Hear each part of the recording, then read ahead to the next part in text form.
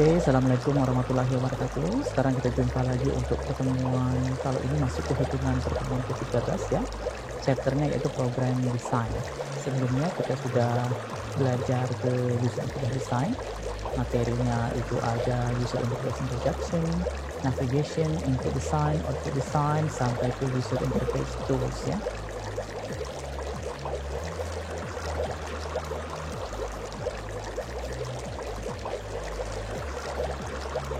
Kemarin kita sudah masuk, misalnya pada interface itu ada navigation, kemudian ada juga input, output, sampai ke GUI atau graphical user interface. Nanti itu fokus 3 bagian, ada navigation, input, dan outputnya ya. Untuk yang desain itu melibatkan navigation design. Yang pertama ada prinsip-prinsipnya, kemudian juga ada fitur-fiturnya ya, misalnya use icon to start program ya, use the certain class object, lain ada intuitive comments, kadang-kadang seperti itu.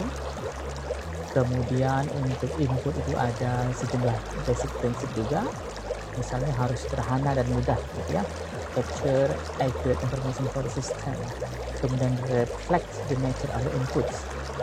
Jadi kita menggunakan intuisi alami ya, merefleksikan inputan secara alami. Kemudian find way to simplify the collection. Untuk outputnya juga itu mulai dari report ya, kemudian juga ada information load sampai minimize bias ya.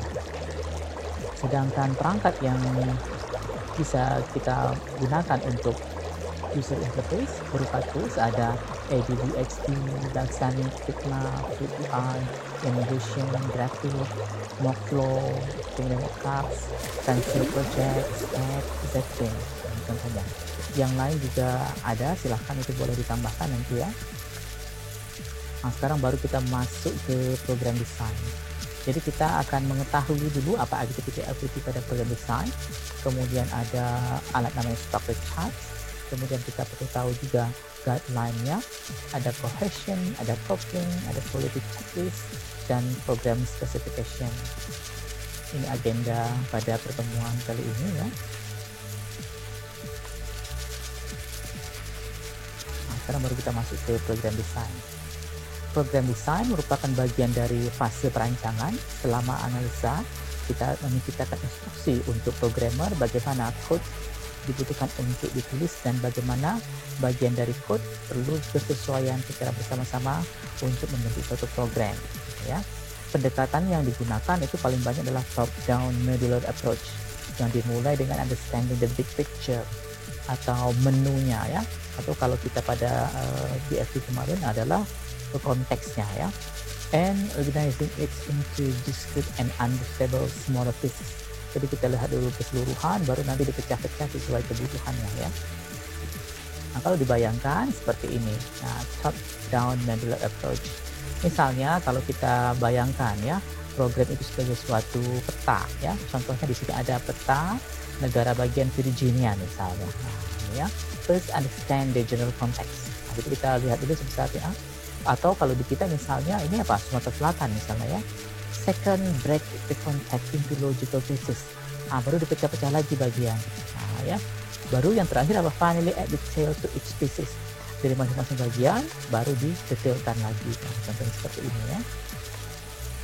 Alat yang digunakan adalah structure chart ya. Dia menampilkan seluruh komponen dari code pada format hierarchical. Bisa berupa sequence, selection, dan iteration. Jadi kalau kamu belajar coding juga dikenal struktur control itu ada 3 kelompok, ada sequence berurutan, ada selection pemilihan, ada iteration pengulangan. Nah, ini elemen-elemennya, ya. Mulai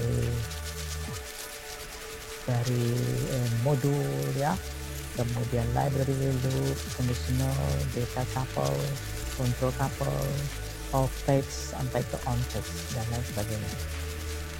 Nah, ini contohnya ya. Structure chart ini untuk create student grade list. Jadi ini prosedur salah satu menu utamanya ya. Jadi anggap aja ini proses namanya 1.0. Nama prosesnya adalah Create Student Grade List ya, atau menciptakan daftar nilai siswa misalnya. Di sini ada sub kegiatan lagi ya. Ini ada digambarkan misalnya 11, 12, 13, 14 dan 15 ya. Ada proses yang dilakukan secara berulang. Ini digambarkan dengan loop seperti ini. Yang dilakukan itu adalah get student grade record, calculate current GPA, calculate cumulative GPA. Jadi yang pertama dia akan ambil dulu data mahasiswanya. Setelah ada baru dihitung berapa nilai per mahasiswa. Kalau sudah baru cumulative GPA-nya. Seperti itu ya. Kalau sudah ada proses yang berupa pemilihan. Kalau dia pemilihan, dia diberi tanda diamond seperti ini ya. Bisa print dean list. Nah, ya. Jadi bisa biasanya kalau dean list itu hanya rekapnya aja. Print grade listing. Nah, ini yang versi agak lengkapnya ya. Oke. Building the structure charts. Process in the DFD tend to represent one module on the structure charts. The DFD labeling can correspond to the structure chart hierarchy. Jadi bisa juga dia berhubungan dengan hierarki yang ada pada DFD-nya ya. Oke. Bagaimana langkah-langkahnya ya? Langkah-langkahnya yang pertama itu pada structure chart, identify top level module and decompose them into lower level. Jadi kita harus mulai dulu dari yang bagian atas sekali ya. Biasanya dari menu utama atau sub menu. Kalau tadi misalnya sudah dipecah itu ya. Proses 1 itu adalah menghasilkan laporan nilai. Gitu. Add control and connection, add couples, review and revise again and again until unit complete. Kemudian ada juga untuk yang transaction ya dan transform structure. Jadi kita buat subordinate untuk masing-masing proses ya. Ada one inflow and several outflow on DFD. Jadi tanda panah masuk dan tanda panah keluar disesuaikan ya. Kemudian modul sadar, Beb. Ada kalanya suatu perintah itu tidak hanya dikerjakan oleh satu modul tapi lebih dari satu modul ya. Misalnya tadi ada proses berulang ya. Dia harus ngambil data mahasiswa, kemudian menghitung nilai per mahasiswa, baru menghitung nilai per seluruh semester misalnya. Atau nanti ada lagi perhitungan nilai keseluruhan mahasiswa. Seperti itu ya. Oke, kemudian juga ada transaction structure ya. Untuk contoh di sini ada pemilihan. Jadi ada pemilihan di menu ya, di menu di pilihan itu pakai tanda diamond. Yang pertama, maintain student grade. Jadi bisa saja mahasiswa tadi nilainya mengalami update. Contohnya kalau yang ngambil SP ya, maka yang tadinya misalnya nilainya D menjadi C atau C jadi B dan seterusnya. Itu masuk ke maintain student grade ya. Yang kedua, maintain student, data studentnya yang di maintain. Misalnya saja studentnya tadi ada perubahan misalnya ya, pada semester 1 misalnya ukuran bajunya pasti S ya. Begitu semester PKL misalnya semester 6 sudah berubah jadi XL. Berarti ada data yang berubah ya. Kemudian generate individual grade record, ini juga bisa dihitung yang pasti per semester. Kemudian GPA temporernya itu tergantung berapa semester yang diambil. Jadi bisa saja semester 1 hanya 8 mata kuliah, IPK-nya sekian. Setelah dia semester 2 tambah lagi 8 mata kuliah, berarti 16 mata kuliah, maka IPK-nya juga sekian dan seterusnya. Print student grade listing. Nah, kalau ini daftar keseluruhan dari mahasiswa yang ada. Biasanya per prodi, boleh juga per kelas atau per fakulti ya, tergantung kebijakan masing-masing sistemnya.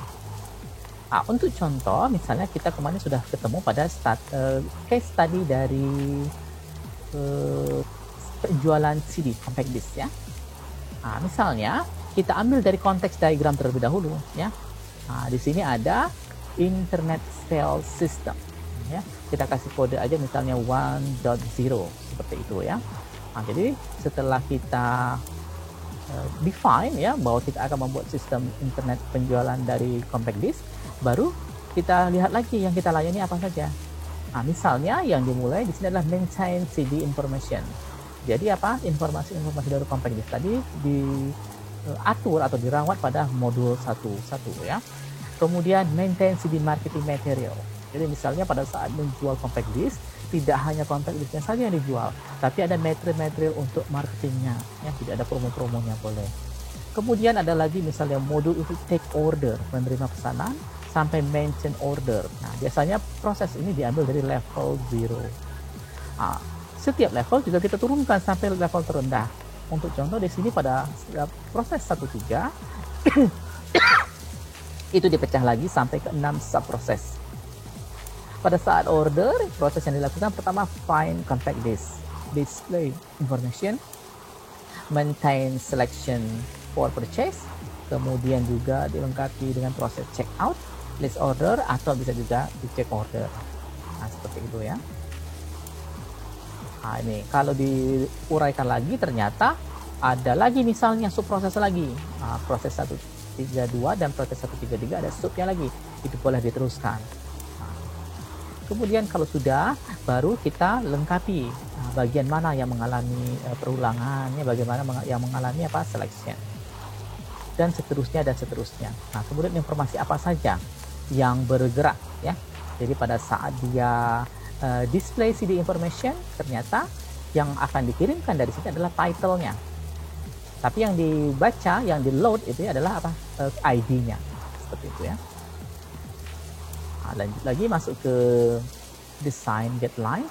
Pada saat program design yang perlu diperhatikan itu adalah high quality structure design program that are modular, usable and easy to implement. Jadi katanya bersifat modular, artinya dipecah-pecah ya.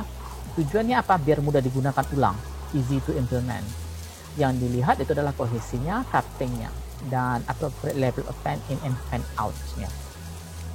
Nah, untuk karakteristik design itu adalah high cohesion, low coupling katanya ya. Nah, kita lihat lagi. Kita masuk dulu ke cohesion. Jadi cohesionnya harus high katanya ya. Cohesion itu adalah derajat di mana semua elemen dari suatu komponen directed toward a single task. Nah, jadi suatu tugas itu akan dipecah-pecah lagi katanya ya, menjadi bagian-bagian yang lain. Derajat di mana semua elemen diarahkan menuju suatu tugas are contained in single component. The degree of each responsible of a single class are related. Nah, jadi ini definisi dari cohesion ya. The degree of all element of component are directed toward a single task. Jadi ada tugas khusus tapi dia dikerjakan oleh beberapa komponen. Nah, itu namanya kohesi gitu ya. Okay, type cohesion itu ada yang functional, sequence, connection, procedural, temporal, logical, dan coincidental. Silahkan aja. Ini contoh yang low cohesion. Nah, kita lihat ya. Jadi pada saat proses 1 itu dipecah menjadi 1.4, 1.3, 1.2, dan 1.1. Decision tree-nya kita pecah juga seperti ini misalnya. Does the module do one thing? Kalau ya, berarti dia cohesion. Kalau tidak, berarti how are task related. Jadi semakin detail satu elemen mengerjakan suatu task gitu ya, membantu pekerjaan suatu task, itu akan semakin baik pada cohesion. Kemudian ada factoring, separate task into different module, reduce use of control flag. Jadi dipecah-pecah tugas menjadi beberapa modul ya. Sedangkan coupling itu derajat di mana ketergantungan ya, set as amount of interaction among component. Contohnya no dependency. Ini couplingnya sangat bagus ya, tetapi tidak mungkin juga ya kalau coding modul-modulnya tidak terhubung. Nah, misalnya ada lagi loosely coupled sum dependency, kita lihat seperti ini ya. Nah, jadi yang bagian masing-masing bagian itu tergantung melalui tanda panahnya ya. Kalau dia ada tanda panah masuk, artinya dia tergantung dari tanda panah yang mengirimnya. Nah, sebaliknya ada juga ketergantungan yang terlalu banyak seperti ini. Ini tidak bagus. Nah, gitu ya. Tipe coupling adalah data stem, control, common, dan constant. Jadi kalau cohesion itu harus tinggi, tapi coupling harus low. Nah, jadi misalnya yang paling aman seperti ini yang nomor 2 ya. Nah, ini when out and when in dan when out. Nah, seperti ini ya, contoh gambarnya. Selanjutnya pada saat desain itu juga diperhatikan checklist quality. Nah, ya. Library module have been picked wherever possible. Jadi sebisa mungkin library-nya ini kita ciptakan ya. The design has a fan in and fan out structure. Kemudian usahakan no more than 7 subordinates. Jadi jangan terlalu banyak subprosesnya ya, diusahakan. walaupun masih boleh kadang-kadang kita pakai 9 ya, seperti itu. Each module perform only one function. Nah, usahakan satu modul atau satu prosedur itu mengerjakan satu fungsi aja ya, sehingga high cohesion. Modul sparingly share information, loose coupling. Dia boleh ber-share tapi jangan terlalu high gitu ya. Data couples that are passed are actually used by accepting module. Control couple are passed from low to high, boleh. Each module has a limited amount of code associated with it. Kemudian untuk program specification itu tidak ada standar khusus ya. Yang terpenting itu adalah programmer mention-nya, not even that trigger action, list input dan output, daftarnya, usahakan ada pseudocode dan boleh ditambahkan dengan notes dan comment.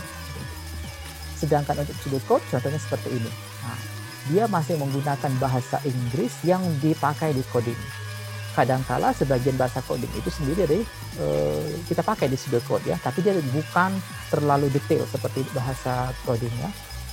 Contohnya, get compact its info module. Kita tulis aja seperti bahasa Indonesia ya. Nah, paling-paling di sini kita tambahkan kurung muka ini menandakan bahwa dia sebagai suatu modul ya.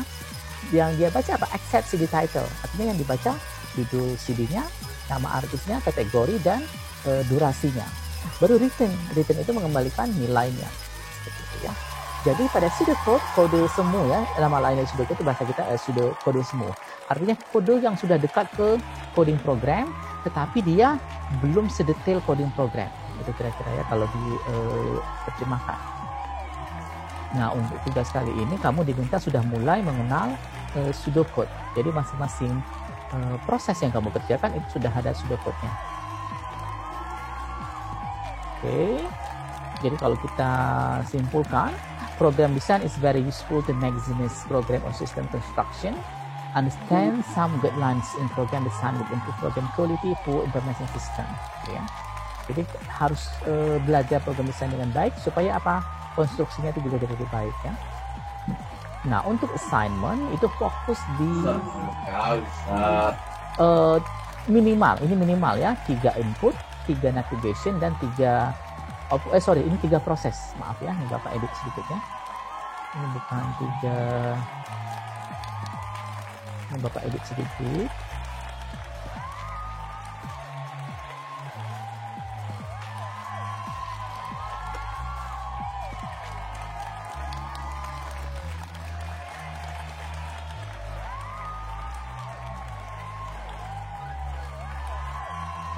Nah, ini ada 3 input minimal ya, 3 proses dan 3 output. Jadi pada saat menggambar program design pseudocode-nya itu berarti minimal 9 ya. Ada 3 input, 3 proses, 3 output. Harus usahakan lebih tapi ya. Sewaktu kalian buat reportnya harus di-convert into slide-based video. Tambahkan voice dan animation. Nah, baru disimpan. Oh ya, buat perintah awalnya itu pakai PowerPoint ya. PowerPoint video nanti disimpan dengan nama seperti ini. Kodenya adalah kelas ini kelas masing-masing, urutannya yang ke-11 dan ada kata pseudocode. Oke, ini referensi yang terpakai pada pertemuan kali ini.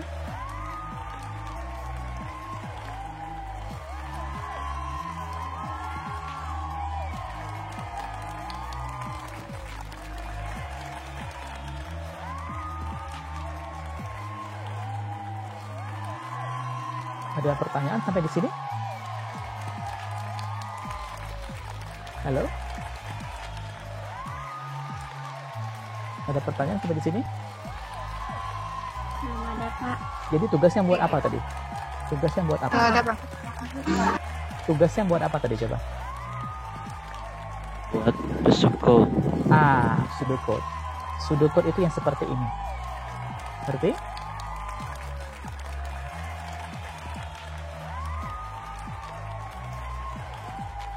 Yang seperti ini ya, ada 3 input, 3 proses dan 3 output sesuai dengan yang terjadi di kelompok masing-masing. Itu ya, sesuai dengan tema masing-masing.